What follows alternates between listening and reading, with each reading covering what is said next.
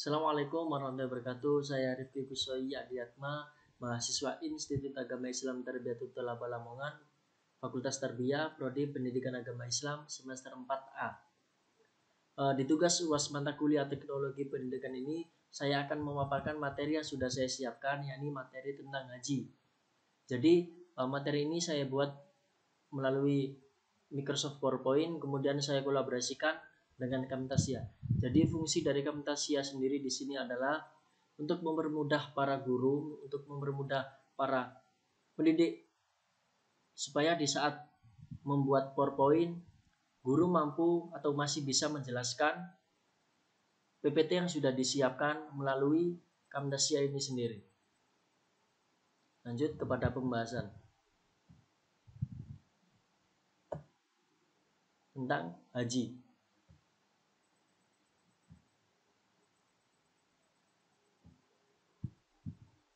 Untuk indikator sendiri terdapat 4 macam.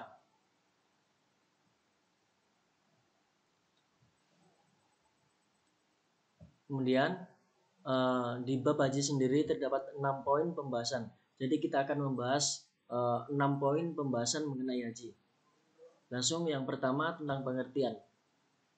Haji adalah menurut bahasa atau lughah memiliki arti al-qasdu, artinya menyengaja.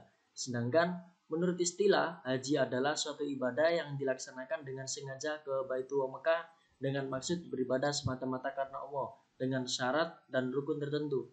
Puncak pelaksanaan ibadah haji adalah pada tanggal 9 Dzulhijjah, yaitu saat dilaksanakannya wukuf di padang Arafah. Jadi ini pengertian tentang ibadah haji. Kemudian tentang syarat wajib dan sah haji. Syarat wajib haji, syarat adalah perbuatan-perbuatan yang harus dipenuhi sebelum ibadah haji dilaksanakan. Apabila syarat-syaratnya tidak terpenuhi, maka seseorang tidak berkewajiban melaksanakan haji. Syarat haji dibedakan menjadi 2, yaitu syarat wajib dan syarat sah. Adapun yang termasuk syarat wajib haji antara lain, yang pertama Islam, kemudian baligh, berakal sehat, tidak gila dan sejenisnya, kemudian merdeka, dan yang terakhir istisha'a, yang artinya kuasa atau mampu melaksanakannya. Jadi untuk kategori mampu sendiri ada beberapa poin yang perlu kita ketahui, yakni mampu dalam segi kekuatan, kemudian mampu dalam segi ekonomi.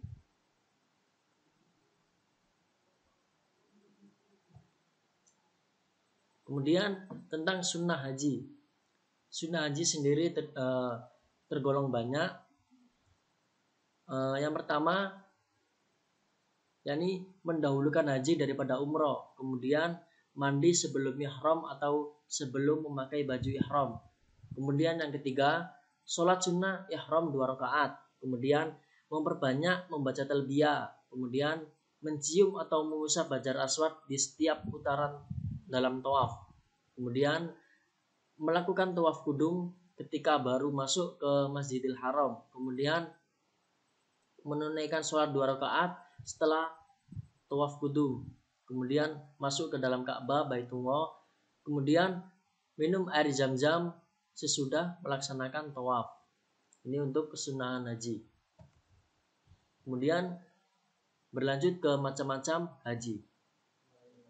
Untuk macam-macam haji sendiri terdapat 3, ada 3 macam, yakni haji tamattu, kemudian haji ifrad, dan yang terakhir haji qiran. Adapun untuk penjelasannya adalah haji tamattu yaitu mengerjakan umroh terlebih dahulu baru mengerjakan haji. Kemudian haji ifrad yaitu mengerjakan haji terlebih dahulu baru kemudian umroh. Kemudian haji qiran yakni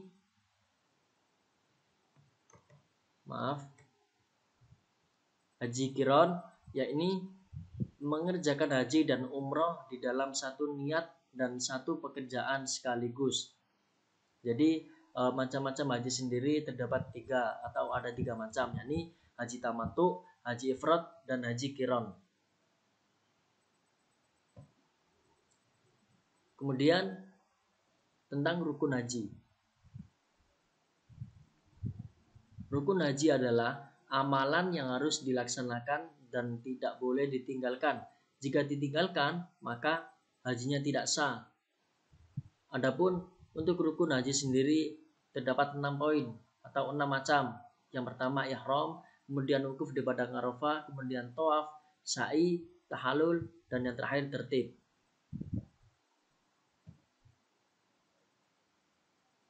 Kemudian yang terakhir, perbedaan antara haji dan umroh.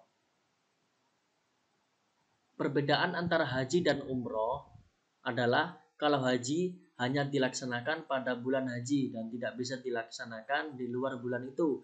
Tetapi kalau umroh bisa dilaksanakan atau bisa dilakukan kapanpun.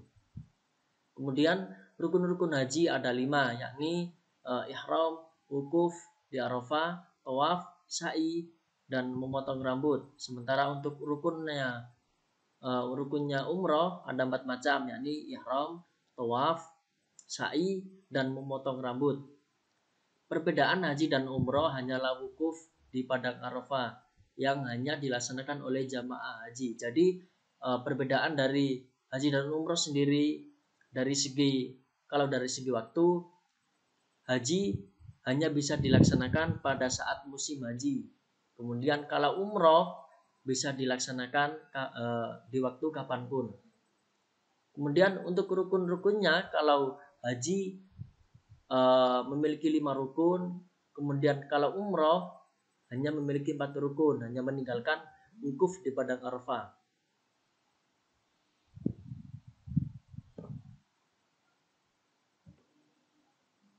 Oke, terima kasih.